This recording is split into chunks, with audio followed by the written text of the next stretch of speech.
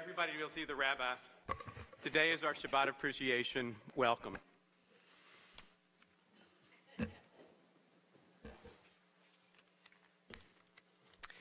So, we are going to take today, during the time of the sermon, to share some thoughts and memories of Rabbi Leff's time over the past 2 years. So I'd like to quote something, if you just kind of take a moment. In quotes, picture this. You're sitting in a courtroom. You're charged with a variety of offenses, petty crimes mostly, but some not petty. There's no jury of your peers. There's one judge. That judge is going to review the record, and it's a very complete record. This legal system recognizes no right to privacy, and he is going to decide your fate. Remember who said these words? Rabbi Leff, in 2016, during Rosh Hashanah sermon, opened his sermon with those words. And you also opened your rabbinic leadership here at TBE with these words. And in many ways, they speak to an important aspect of who you are as a person. You're honest and you're direct. There's no topic off limits, and you will say it the way you see it. You went on in that opening sermon to do some straight talking with our congregation about how we treat each other, about the need for dan lechaf zechut, judge others favorably. Hey God, give me a break, you said. I gave others the benefit of the doubt. You can give me the benefit of the doubt, too. You spoke straight with our congregation back then, and that was just what was needed. Thank you. We'll see if you get the benefit of the doubt today. So first, I would like to open with an apology. 2 years ago, when you first arrived, we gave you brochures. Jeff? We gave you brochures about things to do in our fair city, background information on everything an interim rabbi would need to navigate Jewish Birmingham. But we failed to give you two vital items. You've taught us it is never too late to make amends. So, let me just tell you that this flak jacket would have definitely helped protect you from the slings and arrows of sometimes unfair critiques and bombs lobbed at you.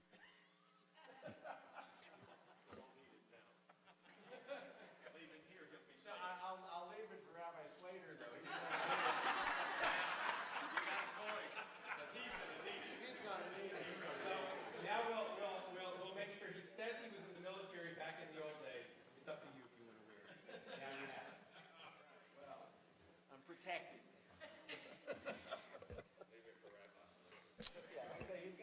So, as you know, being a leader and being a rabbi is a contact sport. Today, you may need the flak jacket more than ever. And I want to say one other thing, which is that one of the things that you've brought to us is a sense of equanimity during all of the slings and arrows and bombs and things of that sort. So we're very grateful that you brought that to our synagogue the past 2 years.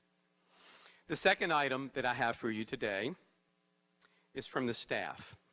Just a little something that might make a difference. Don't read too much into it. Here's the watch.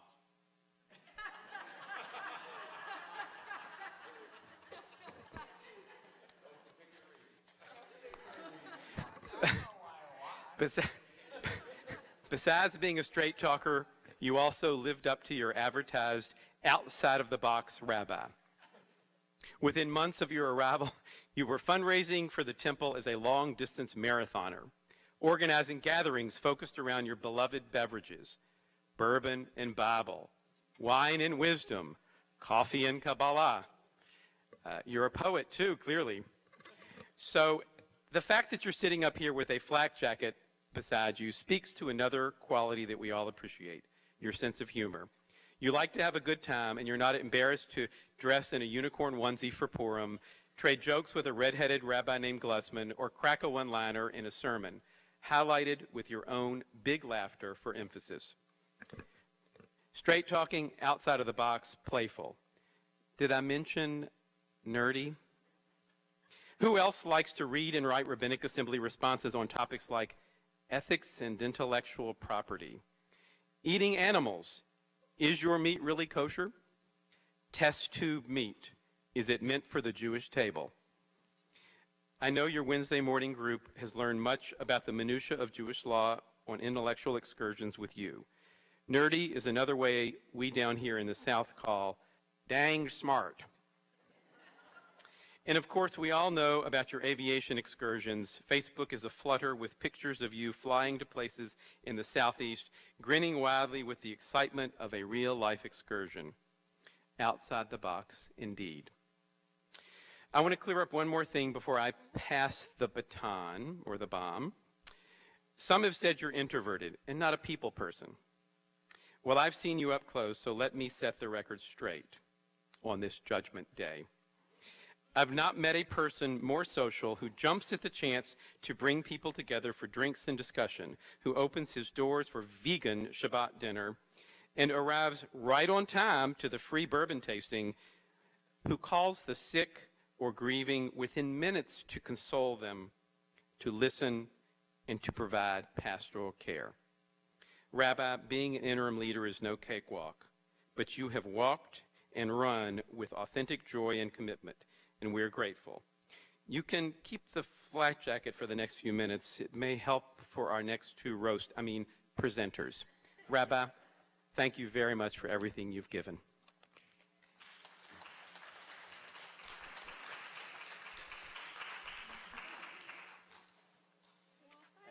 But wait a minute, she's not wearing a unicorn onesie. No. I can change real quick. Shoes that match. All right, don't start with me. All right, this is... Spotlight's on you now, okay? Tough guy. All right, so Rabbi Leff is the Dos Equis commercial of rabbis. He is the most interesting rabbi in the world. I remember in the first email I sent out to the religious school parents, I was asked to talk about the teachers and get people excited about the new staff.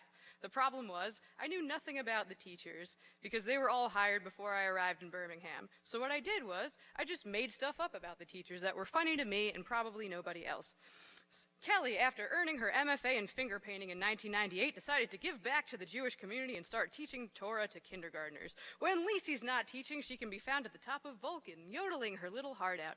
Liz hails from New Jersey and was the inspiration behind Bon Jovi's album, New Jersey. Martin was cat number 23 in the Broadway hit Cats. But when I got to Rabbi Leff, I was completely at a loss. What could I possibly write that is weirder and more random than his actual biography? Pilot, rabbi, former Silicon Valley jet-owning billionaire, marathon runner, motorcycler, father of 5, ex-husband of nearly as many, and friend of the Dalai Lama.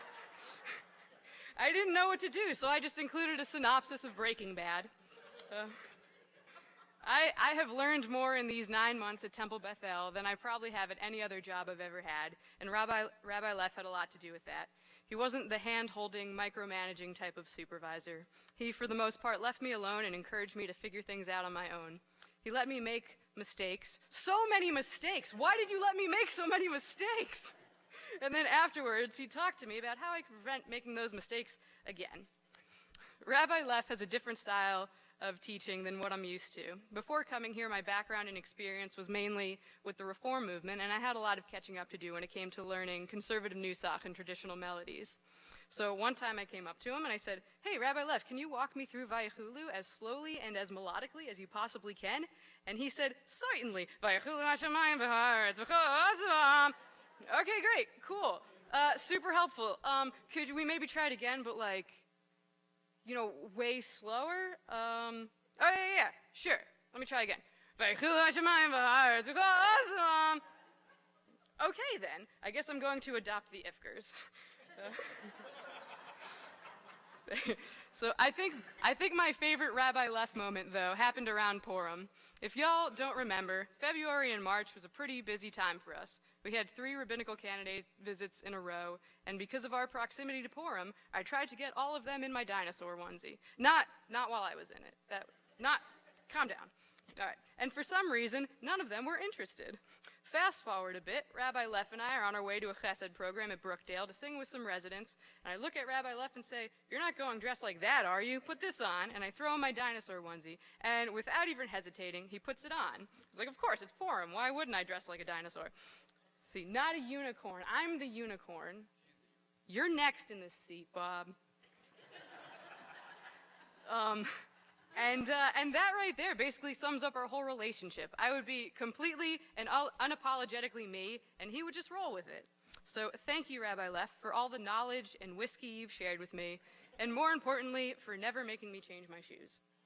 Thank you. Also, I collected some, the last day of religious school, I circulated this card among our religious school students that says, "Thank you, Rabbi Leff," and it has such wonderful notes as "You are my most favorite boss, and Theo is my favorite Rebbit's dog," from Sarah.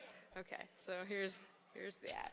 And we hug now, and it's going to be uncomfortable for you.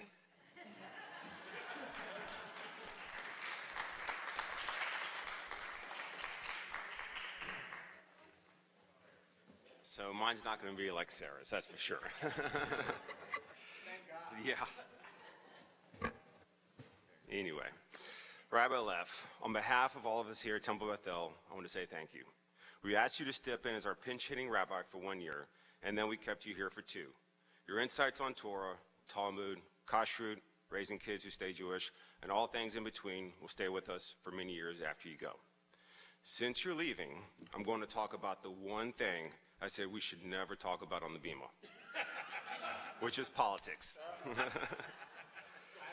Yeah. Setting aside whether I agree with you or not, I certainly learned who else agreed or disagreed with you.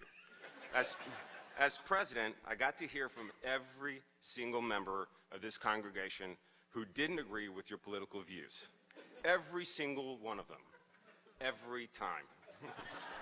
You might be our most quoted rabbi in recent history, because I certainly heard from the other members what you said over and over again. As I think about the past few years, we've had so many great accomplishments. You brought us new programs for which we will be forever grateful. Scots and Scripture, Wine and Wisdom, Shabbat Yoga, a host of adult education programs, and with Sarah, contemporary Shabbat services and awesome Shabbat Ruachs. You also brought us a sense of calm, stability, unity, and peace to this congregation, as well as demonstrated how to be an observant conservative Jew in the 21st century. I hope the life of the programs you started and the wisdom you brought continues on. Your time with us has been a pleasure. When you first arrived here in the summer of 2016, most of us were a little unsure of what to think of this business guy turned rabbi, who is also a pilot, scuba diver, marathon runner, and self-described Scotch drinker. We learned through your times here that you truly love Judaism, the sheer joy you put into and get out of making more Jews through conversions, your obvious love for Israel, and your knowledge and respect of the Torah and Talmud is a source of inspiration. We learned that you were more action than words when it came to interfaith programs and equality in the world. We've learned a lot from you. On a much more personal note, my family will be forever grateful for your officiation of my grandmother's funeral. You have a special place in our hearts for the caring, comfort, and grace you showed us during that time. I'm sure many people in this congregation have similar stories and similar feelings about your support during their trying times. Your leaving sort of symbolizes your coming full circle, again, from the business world to rabbi, and now back to the business world. I hope it wasn't us who sent you to the business world. On behalf of our entire congregation, I wish you luck with your next endeavor and wherever it takes you. Once again, thank you for a great 2 years.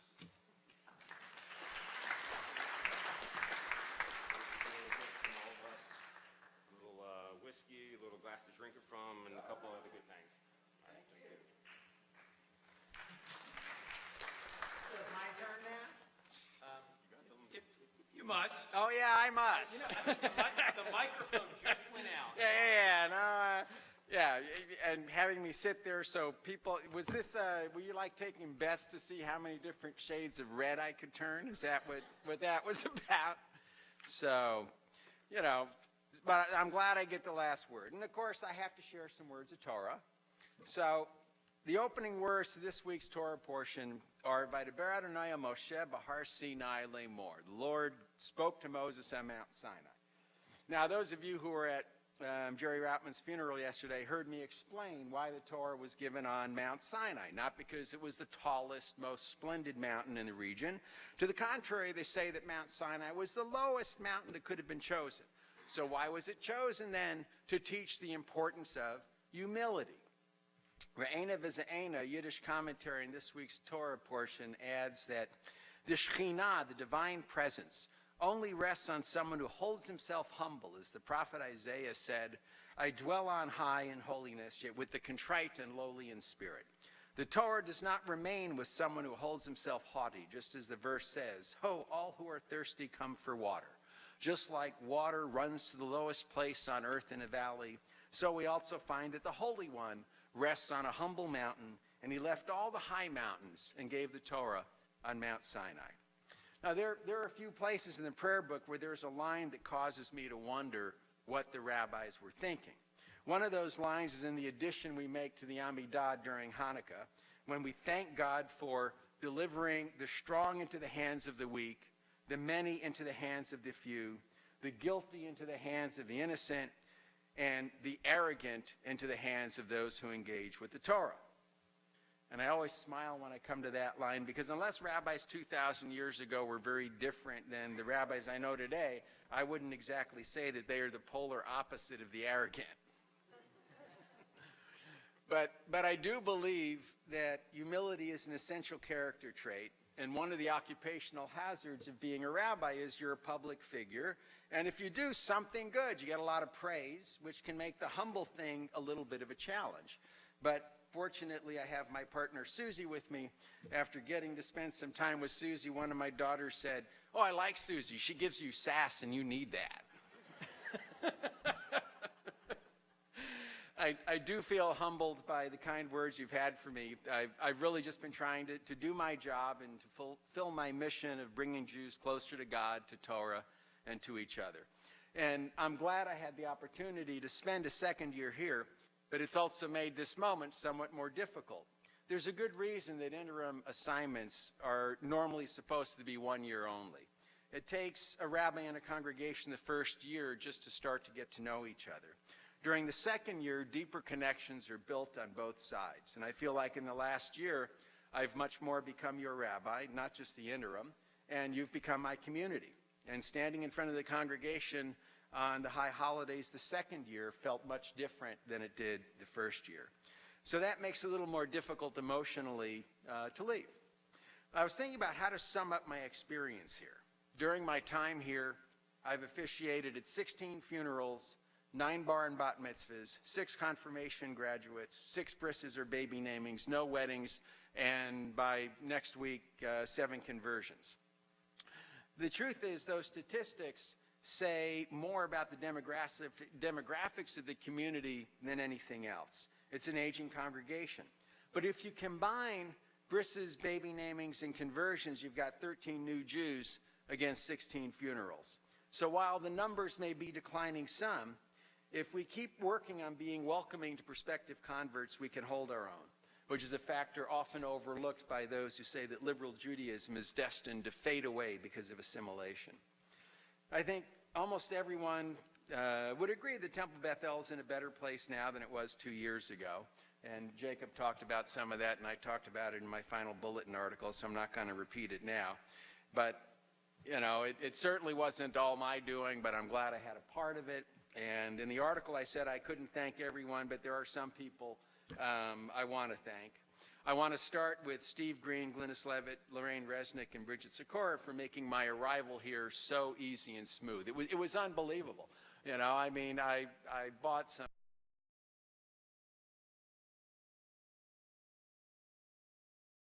really, you know, would be better working. And Bob, I also very much appreciated Bob, especially because, you know, he grew up here. He has such intimate knowledge of the community and the families, and he could tell me, oh, yeah, this one's that one's cousin, so be careful, you know. It's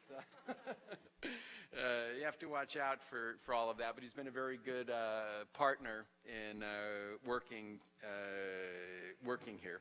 I also appreciated Jessica Goldstein and the work that she did to make sure we had Torah readers every Shabbat, so that was something I didn't have to worry about.